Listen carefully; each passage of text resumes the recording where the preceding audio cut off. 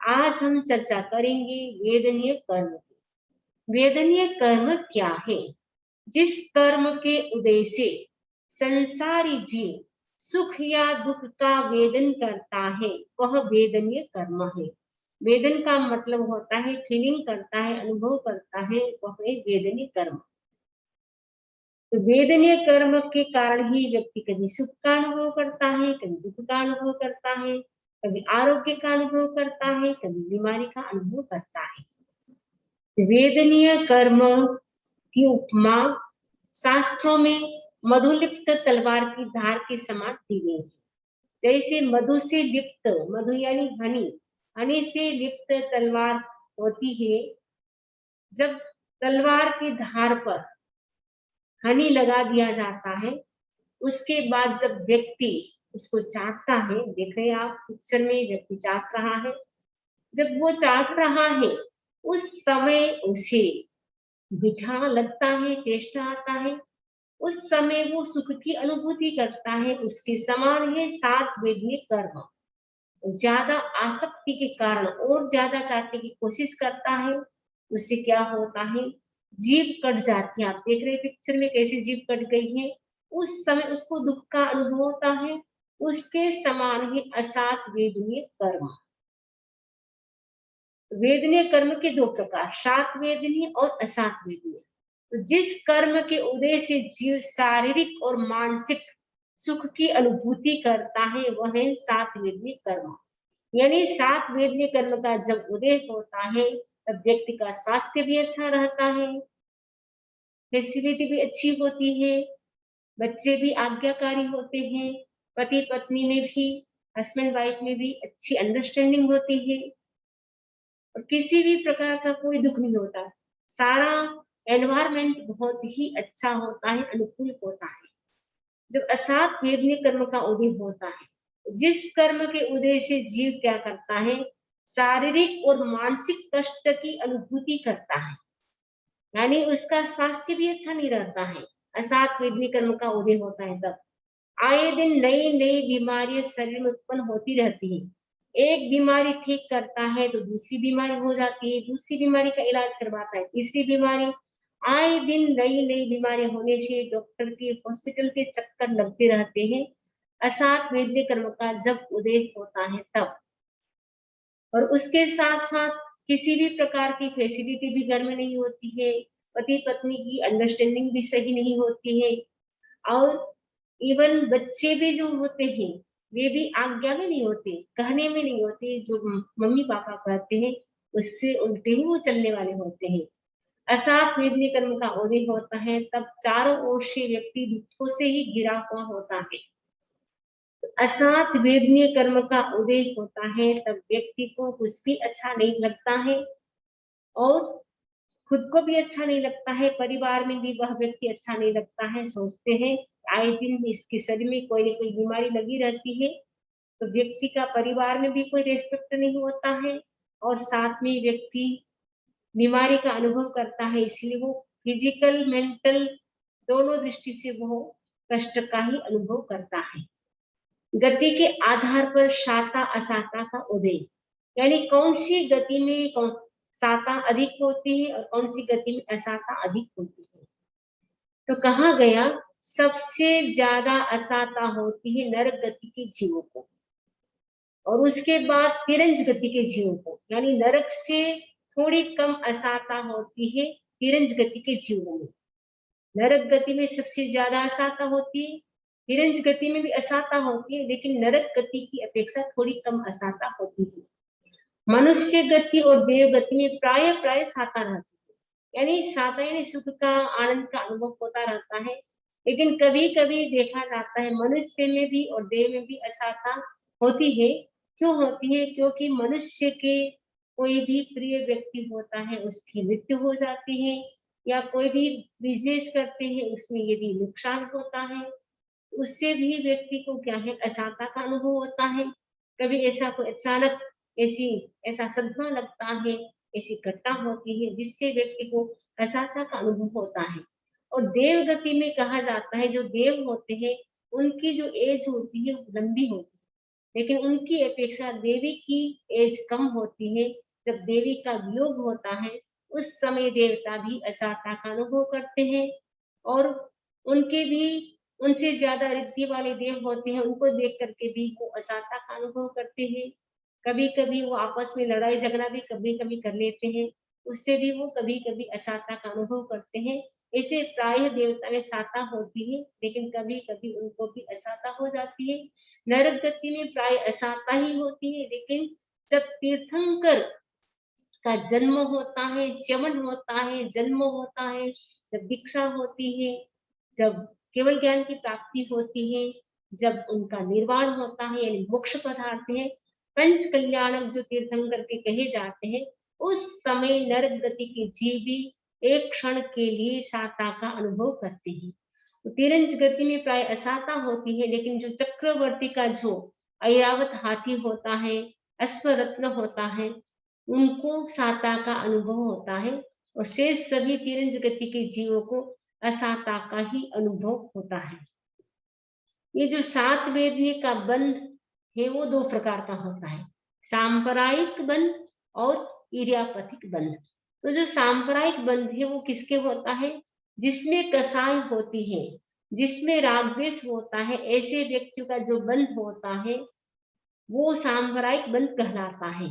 और जो सांप्रदायिक बंध है वो पहले से 10वें गुण स्थान तक होता है और उसकी जो स्थिति होती है जघन्य यानी मिनिमम 12 मूर्त और उत्कृष्ट यानी मैक्सिमम 15 करोड़ा करोड़ सागरोपम। और इर्यापथिक बंध है वो किसके होता है? जिसके सारे कसाय यानी क्रोध, मान, माया, लोभ ये जो 4 कसाय हैं वो सब कसाय समाप्त हो जाते हैं और जिनके राग भी समाप्त हो जाते हैं, यानी जो वीतराग अवस्था प्राप्त हो जाती है, उन व्यक्तियों को इरापथिक बंध होता है और वो 11वें, 12वें और 13वें गुण स्थान में ही होता है, क्योंकि 11वें, 12वें, 13वें गुण स्थान वाले जीव ही वीतराग बन सकते हैं, इससे पहले वीतराग नहीं बन सकते हैं। तो 11वें गुण स्थान वाले उपशांत मोह वाले वितरागी होते हैं, 12वें गुण स्थान में मोह कर्म क्षीण हो जाता है, तो क्षीण मोह वितरागी बन जाते हैं और 13वें गुण स्थान में केवल ज्ञान की प्राप्ति हो जाती है, जिससे उनके 7 वेदीय कर्म का ही बंध होता है, वो भी मिनिमम और मैक्सिमम 2 समय का ही होता है। यानी पहले समय में 7 वेदनीय कर्म का बंध होता है, दूसरे समय में वह झड़ जाता है। तो जब तक मोक्ष नहीं होता है, तब तक इर्यापथिक बंध वीतराग जो बन गए हैं, उनके भी होता रहता है। असात वेदनीय का बंध पहले से 6ठे गुण स्थान तक होता है और स्थिति होती है मिनिमम अंतर्मुहूर्त और मैक्सिमम 30 करोड़ा करोड़ सागरोपम। यानी जो असात वेदनीय कर्म का बंध हो गया वो 30 करोड़ा करोड़ सागरोपम तक रहेगा। जिस रूप में व्यक्ति कर्म देता है, किसी को पीड़ा देता है, उसी रूप में उसको वो उदय में भी आते हैं। शास्त्रों में हम पढ़ते भी हैं और सुनते भी हैं कि खंदक ऋषि ने पिछले जन्म में यानी पूर्व जन्म में उन्होंने क्या किया था, एक जो काचर था उसकी छाल उतारी थी पूरी एक साथ। छाल उतारने के बाद वो अपनी तारीफ करते मैं कितना चतुर हूँ, कितना होशियार हूँ, एक साथ मैंने काचर की छाल उतार दी है। उस समय कहा जाता है उनकी निकाचित कर्म का बंद हो गया। परिणाम क्या हुआ? पिछले जन्म में उन्होंने ऐसा पाप किया, परिणाम स्वरूप जब खंदक ऋषि बने, यानी पहले वो राजकुमार थे, बाद में वो दीक्षा ले लेते हैं। दीक्षा लेने के बाद जब वो जा रहे थे, जैसे ही उनको देखा, उनकी बहन रानी थी और उनका महनोई राजा थे, तो रानी और राजा दोनों ही पासा खेल रहे थे। जैसे ही मुनराज को देखा, रानी को अपने भाई की याद आ जाती है और आंख में आंसू आ जाते हैं। तो राजा को लगा ये किसी पर पुरुष में आसक्त है, तो राजा को भी अच्छा नहीं लगता है। जैसे ही चौपट बंद करते हैं खेलना, उसके बाद राजा ने चंडालों को बुलाया और कहा ये खंदक मुनि जो जा रहे हैं उनके शरीर की चमड़ी उतारी जाए। मुनिराज उस समय इतनी समता रखते हैं, समता के कारण केवल ज्ञान की प्राप्ति हो जाती है, उनका मोक्ष हो जाता है उसी समय। बाद में राजा को पता चलता है ये तो मेरे ही साले थे, रानी का भाई था, मैंने बड़ा अपराध किया है। केवली मुनि से पूछते हैं कि मैंने ऐसा अपराध क्यों किया? बिना अपराधी व्यक्ति का निरपराधी थे मुनि, फिर भी मैंने उनकी हत्या क्यों करवाई? उनके शरीर की चमड़ी को क्यों उतारने का आदेश दिया? मुनिराज ने कहा पूर्व जन्म में तुम काचर थे, काचर का बीज था, काचर होते उसमें कई बीज होते, उनमें तुम भी एक बीज थे। तो काचर का तुम बीज थे, उस समय तुम्हारी जो छाल उतारी गई थी काचर की, उसका बदला लेने के लिए इस जन्म में तुमने क्या किया? मुनिराज के शरीर की छाल उतारी, यानी जिस रूप में कष्ट दिया उसी रूप में वो कष्ट आया। उनकी छाल उतारी गई तो मुनिराज के शरीर की भी चमड़ी उतारी गई। वैसे ही गजस्सु कुमार का भी एग्जाम्पल मिलता है कि गजस्सु कुमार ने कई जन्मों पहले एक बच्चे के सिर में गरम गरम रोटी बांधी थी, बच्चे के सिर पर गरम गरम रोटी बांधी थी, तो परिणाम स्वरूप बच्चा तड़कता तड़कता मर जाता है और कई जन्मों के बाद वह बच्चा सौम्य ब्राह्मण बनता है। ये जो गजस्सु कुमार का जीव था वो गजस्सु कुमार बनता है। मैंने कई जन्मों पहले वो गजस्सु कुमार नहीं थे, लेकिन उस समय वो गजस्सु कुमार थे। तो गजस्सु कुमार जब दीक्षा ले लेते हैं, दीक्षा लेने के बाद वो शमशान में भगवान की आज्ञा से वो कायस्वर्ग प्रतिमा कर रहे थे। भिक्षु की जो 12वीं प्रतिमा थी वो कर रहे थे, ध्यान में मग्न थे। उस समय सौमिल रावण वहां से जाते हैं, जैसे ही देखा ये तो मेरे जमाई हैं, मेरे बेटे के साथ सगाई की थी और ऐसे ही इन्होंने छोड़ दिया, अच्छा नहीं है। उनके भीतर प्रतिशोध की भावना जागृत हो जाती। कई जन्मों पहले वो कर्म किए थे, वो प्रतिशोध की भावना, जो बच्चा तो 2-3 महीना का छोटा सा था, फिर भी उसके भीतर भी वो वेर की परंपरा, वेर की गांठ बनी हुई थी। प्रतिशोध की भावना से वो क्या करता है, गजस्सु कुमार के सिर पर गरम गरम अंगारा रखते हैं। पहले मिट्टी की पाल बनाए, उसके बाद गरम गरम अंगारे रख दिए। क्यों? क्योंकि बच्चे के सिर पर भी क्या किया था, गजस्सु कुमार के जीव ने गरम गरम रोटी रखी थी। इस बच्चे ने भी क्या किया, ये जो बच्चा था वो अब सौम्य ब्राह्मण है, उसने भी क्या किया, उनके शरीर पर गरम गरम अंगारे रखे। यानी जहां वेदना दी थी वही वह वेदना आई, और जिस रूप में दी थी उसी से ज्यादा आई। उन्होंने तो केवल गर्म रोटी बांधी थी, लेकिन उन्होंने क्या किया, अंगारे रख दिए। तो यानी जिस रूप में हम कर्म का बंधन करते हैं उससे हमें कई गुना ज्यादा उसका फल मिलता है, ब्याज सहित मिलता है। आप यदि किसी से ब्याज से पैसे लेते हैं, यदि वो टाइम पर ब्याज नहीं भरते हैं तो ब्याज बढ़ता जाता है। वैसे ही कर्म यदि टाइम पर क्षय नहीं होते हैं तो उसका भी फल बढ़ता जाता है। तो ये जो असात वेदनीय कर्म का बंध हो जाता है वो 30 करोड़ा करोड़ सागरोपम तक रहता है। तो यह असात वेदनीय कर्म हो गया। और उसका जो अबाधा काल है वो कहा जाता है 3000 वर्ष का है, क्योंकि 1 करोड़ा करोड़ सागरोपम के पीछे 100 वर्ष का अबाधा काल होता है। अबाधा काल का मतलब होता है तब तक वो सत्ता में रहता है, तब तक वो उदय में नहीं आता है। जब वो फल देना होता है 100 साल के बाद ही वो उदय आता है। कुछ कर्म होंगे वो तुरंत उदय में आ सकते हैं, लेकिन प्राय प्राय जो कर्म का बंध होता है उसके पीछे 100 साल का अबाधा काल होता है। यानी 100 साल तक वो ऐसे कैसे एजिटेड पड़ा रहता है, जैसे बैंक में हम पैसे रखते हैं वो पड़े रहते हैं, लेकिन कुछ समय के बाद जब हम निकालते हैं तब हम उसका खर्च कर सकते हैं। वैसे ही 100 साल के बाद ये जब उदय में आता है तब हमें पता चलता है कि हमने पिछले जन्म में कोई ऐसे कर्म किए थे, तो वर्तमान समय में वो हमें उदय में आ रहे हैं। जब तक उदय में नहीं आते हैं तब तक हमें पता नहीं चलता है। इसलिए कई व्यक्ति कहते हैं हमने तो इस जीवन में कुछ नहीं किया, फिर भी हमारे साथ ऐसा क्यों होता है? हमारे शरीर में आए दिन कोई न कोई बीमारी लगी रहती है। हमने तो इस जन्म में कुछ पाप नहीं किया, किसी के साथ बुरा नहीं किया, इस जन्म में तो तुमने नहीं किया, लेकिन पिछले जन्मों में तुमने क्या क्या पाप किया तुम तो भूल गए। लेकिन कर्म का अकाउंट इतना अच्छा है कि वो बिल्कुल भी नहीं भूलता है। उसका मेमोरी पावर इतना स्ट्रांग है कि वो जो भी आपने किया है सारा अकाउंट एवरी मोमेंट का जमा होता रहता है।